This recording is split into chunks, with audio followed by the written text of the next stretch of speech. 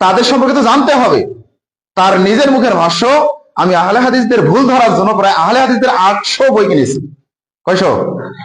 আপনার আমার বাড়িতে হয়তো 2-4 বই আছে কিনা সন্দেহ। তো তিনি আমাদেরকে গালিগালাজ করার জন্য আমাদের যারা আলেম ওলামা আছেন, যারা লেখক গবেষক আছেন, এদের 800টা বই কিনেছেন, যে বই ভুল ধরে গালিগালাজ করবে। আল্লাহর কি রহমত, এই বই পড়েই তিনি পরিবর্তন হয়েছেন, আলহামদুলিল্লাহ। সবার উপস্থিতি। তো এই জন্য আমরা বলি যে যারাই আহলে হাদিসের পিছনে লাগবে, আহলে হাদিসদেরকে নিয়ে গালিগালাজ করবে, তাদেরকে নিয়ে নাড়াচাড়া করবে, তারাই পরিবর্তন হবে যদি তারা খোলা মনে আমাদের পিছনে লাগতে আসে, ইনশাআল্লাহ। কেননা আমরা যেটা করি, যে আমলটা আমরা করি, এটা মুহাদ্দিস নেকেরাম বলে গেছেন, আহলে হাদিসরা যা করে তা স্পষ্ট সুস্পষ্ট দলিল দ্বারা প্রমাণিত। সময় উপস্থিতি। তো এই ব্যক্তিটা মারুফ কাসেমি, আমরা যখন খবর পেলাম, আমাদের মানে সবকিছু কমপ্লিট, পোস্টারও কমপ্লিট, তারপর আমরা তাকে দাওয়াত করেছি, যেহেতু তিনি পরিবর্তন হয়েছেন আর মানুষরা নতুন কিছু চায়। তো যাই হোক, তিনি একজন বড় মাপের আলেমও বটে। চট্টগ্রাম হাটহাজারের শিক্ষক মানে কি, বাংলাদেশের মধ্যে সর্বোচ্চ হানাফিদের বড় মাদ্রাসা হচ্ছে চট্টগ্রাম হাটহাজার, সেই মাদ্রাসার শিক্ষক উনি। তো উনিও আমাদের আলোচক আছেন।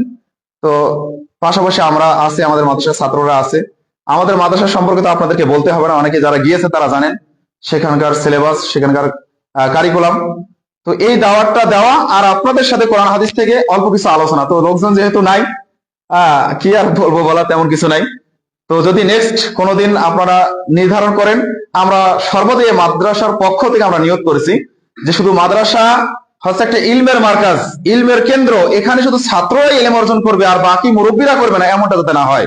এই জন্য আমরা প্রত্যেকটা মসজিদের, বদরগঞ্জের কি মাযহাবি আর কি আহলে হাদিস, সবার মসজিদে আমরা যেতে চাই। এটা আমাদের অন্তরে নেক নিয়ত, যে মানুষকে আমরা দিনের সঠিক শিক্ষা দিতে চাই। তো এটার জন্য আপনাদেরও সাপোর্টের প্রয়োজন আছে কিনা? আমরা যদি এখানে আসতে চাই, যে আজকে আসলাম, কিন্তু আপনারা যদি সাপোর্ট না দেন, কিন্তু আমরা এটা সাকসেস করতে পারবো না। এই জন্য আপনাদের কাছে আমরা সাপোর্ট চাই, যাতে আমরা এটা সাকসেস করতে পারি ইনশাআল্লাহ। তো যেহেতু শুরুই করেছি, শুরু করি ইনশাআল্লাহ। প্রথম আমি বলি যে আমরা এই যে কয়জনের ব্যক্তি এখানে বসেছি, এদের ফজিলত সম্পর্কে মিশকাতুল মাসাবির একটা হাদিস রয়েছে। আল্লাহ রাসূল বলেছেন, মাসতামাউ কওমুন বাইতুম মিন বুয়ুতুল্লাহ ইয়াতলুনা কিতাবাল্লাহ ওয়া ইয়াতাদারাসুনাহু বাইনাহুম ইল্লা নাযালাত আলাইহিম সাকিনা ওয়া গাশিয়াতুহুম রাহমা ওয়া হাফফাতুহুমুল মালায়েকা। সুবহানাল্লাহ। আল্লাহ রাসূল সাল্লাল্লাহু আলাইহি ওয়াসাল্লাম বলেন, মাসতামাউ কওমুন, যখন কোন সম্প্রদায়ের কিছু মানুষ, কিছু জাতি একত্রিত হয়ে কোথাও কোনো ঘরে বসে, আল্লাহ তাআলার কোনো ঘর, মসজিদে অথবা কারো কোনো বাড়িতে অথবা কোনো উঠানে বসে না কেন, যে কোনো জায়গায় তারা জমা হয়, বাইতুম মিন বুয়ুতুল্লাহ ইয়াতলুনা কিতাবাল্লাহ, তারা আল্লাহ তাআলার কিতাব নিয়ে কি করে? আলোচনা পর্যালোচনা করে। আল্লাহ তাআলার কিতাব নিয়ে একজন আরেকজনের সাথে আলোচনা পর্যালোচনা করে, ব্যাখ্যা বিশ্লেষণ করে। ওই ইয়াতাদারাসুনাহুম বাইনাহুম ইল্লা নাযালাত আলাইহিমুস সাকিনা, ওই জায়গায় আল্লাহ তাআলা কি হয়? প্রশান্তি নাজিল হয়। সুবহানাল্লাহ। যে জায়গায় কোরআন হাদিসের আলোচনা হয়, এই জায়গায় আল্লাহ তাআলার প্রশান্তি নাজিল হয়। ওয়া গাশিয়াতুহুমুর রাহমা, আল্লাহ তাআলার রহমত এখানে নাজিল হয়। সুবহানাল্লাহ।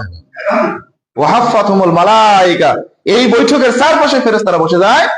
অন্য হাদিসের মধ্যে, সহিহ মুসলিমের মধ্যে 6732 নম্বর হাদিস, মিশকাতুল মাসাবির 2267 নম্বর হাদিস, এই হাদিসে বলা হচ্ছে ফেরেশতারা এমন ভাবে বসে, একজনের গায়ের সাথে আরেকজন গায়ের এমন ভাবে লেগে লেগে লেগে বসে, বসতে বসতে বসতে হাত্তা ইলা সামাদ দুনিয়া, আসমান থেকে জমিন ভর্তি হয়ে যায়। সুবহানাল্লাহ।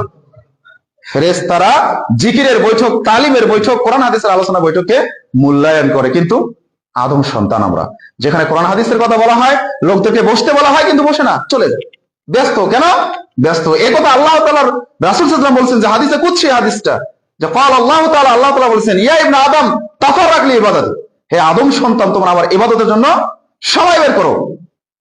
আমলাউ সাদরাকা গিনান, যদি তোমরা আমার ইবাদতের জন্য সময় বের করো, একটু সময় খালি করে নাও, তাহলে আমি তোমার দুই হাত ধন দিয়ে আমি তোমার অন্তরটাকে ধনী করে দেব। সুবহানাল্লাহ। আমলাউ সাদরাকা গিনান, তোমার অন্তরটাকে, তোমার বক্ষটাকে প্রশস্ত করে দেব, ধনী করে দেব। ফাকরাক, তোমার দারিদ্রতার অভাবে যত রাস্তা আছে আমি আল্লাহ সব বন্ধ করে দেবো। সুবহানাল্লাহ। বুঝতে পারলেন কিনা? আল্লাহ তাআলা বলছেন, তার রাহে কেউ যদি সময় দেয়, আল্লাহ তাআলা কি করবেন? তার অন্তরটা বড় করে দেবেন, মনটা বড় করে দেবেন, টাকা পয়সা তার হাতে ভর্তি করে দেবেন, এবং আমরা সাদরাকা গিনান ওয়াসাদ্দু ফাকরাক, তার দরিদ্রতা যত রাস্তা আছে সব বন্ধ করে দেবো। তার মানে আমরা অনেক গরিব মানুষ, অভাবী মানুষ, নুন আনতে পান্তা পোড়ায়, এটা না করতে ওটা হয়, ওটা না করতে ওটা হয়, অভাবের শেষ নাই। আল্লাহ তাআলার ঘোষণা, আপনি আল্লাহর রাস্তায় সময় দেন, আপনার অভাব সব বন্ধ করে দেবেন। সুবহানাল্লাহ। স্পষ্ট আল্লাহর ঘোষণা। আল্লাহর রাস্তায় যদি আমরা সময় দেই, আল্লাহ তাআলা আমাদের যত অভাব আছে সব অভাব পূরণ করে দেবে। সময় তো উপস্থিতি, তাহলে আমাদের অভাব হয় কেন বলেন? আমরা আল্লাহর রাস্তায় সময় দেই না। এই সময় দেওয়ার দিক দিয়ে আমি এই জন্য তাবলিগ জামাতকে অনেক ভালোবাসি। যদিও তারা ভুল পথে আছে, যদিও তারা জাল জয়ীব কথা বর্ণনা করে, কিন্তু তারা যে সময়টা দেয়, এই সময়টার জন্য তাদের প্রশংসা পাওয়ারই যোগ্য তারা। আমরা আহলে হাদিস, আমাদের উচিত ছিল তাদের সাথে বেশি সময় কোরআন সুন্নাহর রাস্তায় ব্যয় করা, কিন্তু আমরা নিজে বাঁচলে বাপের নাম, এরকম পজিশন আমাদের হয়ে গেছে। সময় তো উপস্থিতি। তো আল্লাহ রাসূল সাল্লাল্লাহু আলাইহি ওয়াসাল্লাম বললে যে আল্লাহ তাআলা বলেছেন, যদি তোমরা সময় বের করো, আমি তোমাদের অন্তরটা প্রশস্ত করে দেবো, ধনী করে দেবো, টাকা পয়সা দিয়ে তোমাদেরকে ভর্তি করে দেবো, তোমাকে সম্পদশালী করে দেবো, ধনী বানিয়ে দেবো, এবং তোমার অভাবের যত রাস্তা আছে সব রাস্তা আমি আল্লাহ বন্ধ করে দেবো। সুবহানাল্লাহ। এরপর পরের বাক্য কি বলেছেন? ওয়াইল্লাম তাফাল, যদি তোমরা এটা না করো, আল্লাহর রাস্তায় সময় না দাও, তাহলে আমি তোমাদের কি করব? ব্যস্ততা দ্বারা দুই হাত পরিপূর্ণ করে দেব। সময় তো উপস্থিতি। আল্লাহ তাআলা বললেন, যদি আপনি আল্লাহর রাস্তায় সময় না দেন, তো আপনাকে এমন ব্যস্ত রাখবে যে কেউ আপনাকে জিজ্ঞেস করবে যে চলেন ভাই অমুক মাহফিলে যাই, চলেন ভাই ওখানে যাই, ভাই আমি ব্যস্ত, ভাই আমার ব্যবসা আছে, ভাই আমার জমি জমা আছে, ভাই আমার গরু বকরি আছে, মানে আপনার এমন ব্যস্ত, এ কথা আল্লাহ তাআলা বলছেন হাদিসে কুদসি। আল্লাহর রাস্তায় সময় না বের করলে আল্লাহ তাআলা আপনার জীবনটা, পুরো জীবনটা ব্যস্ততায় ভর্তি করে দেবেন। কেন? বাস্তব দেখেন না, যারা তাবলিগ জামাত করে এদের কি সংসার নাই? সংসার কি শুধু আপনারই আছে? তাদের নাই?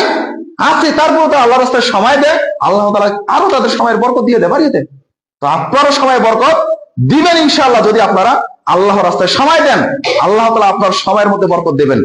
আর যদি না বেরান, আল্লাহর রাস্তায় সময় না দেন, তালিমের বৈঠকে না বসেন, জিকিরের বৈঠকে না বসেন, আপনার এমন ব্যস্ততা দিবে মৃত্যুর আগ পর্যন্ত আপনার ব্যস্ততা ফুরাবে না। আপনার কোন দরিদ্রের পথ আল্লাহ তাআলা বন্ধ করবে না, দরিদ্রতা বাড়িয়ে দেবেন। এটা আনতে ওটা ফুরাবে, এটা আনতে ওটা ফুরাবে। এটা আল্লাহর ঘোষণা, এটা আমার ঘোষণা নয়।